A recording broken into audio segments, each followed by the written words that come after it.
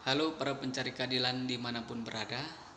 Di Kupang, NTT, ada seorang bapak yang berusia 60 tahun. Dia menusuk atau menikam seorang pemuda yang berusia 21 tahun hingga tewas.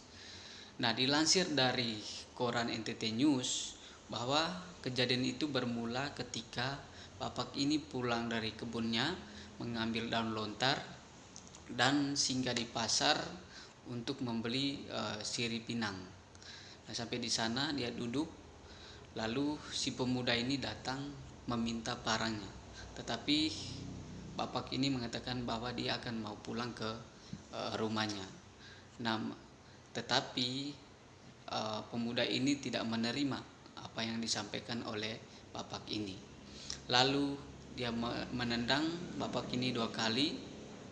Orang-orang di sekitar datang untuk mengamankan pemuda ini. Berselang beberapa menit kemudian, pemuda ini menghampiri bapak ini, mencaci maki dia, lalu menendang dia lagi. Nah, dalam kondisi seperti itu bapak ini menusuk pemuda ini hingga dia dibawa ke rumah sakit. Sampai di rumah sakit tidak bisa tertolong lagi hingga dia tewas. Nah, kejadian ini apakah ini adalah bapak tua ini apakah dia bersalah atau tidak?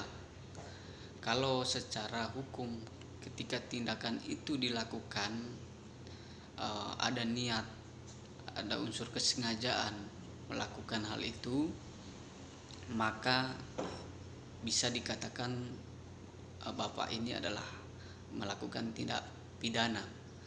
Tetapi di dalam hukum Indonesia ada yang namanya unsur pembelaan terpaksa. Di dalam pembelaan terpaksa, di dalam hukum positif kita itu terdapat di dalam pasal 49. Nah, di mana di dalam pasal 49 itu menerangkan bahwa barang siapa terpaksa melakukan perbuatan untuk pembelaan karena ada serangan atau ancaman serangan ketika itu yang melawan hukum terhadap diri sendiri maupun orang lain, terhadap kehormatan, kesusilaan, atau harta benda sendiri maupun orang lain, tidak dipidana. Nah, dari pasal itu menerangkan bahwa barang siapa orang yang melakukan pembelaan diri dari tindakan orang lain yang mengancam dirinya, maka hal itu tidak bisa dipidanakan.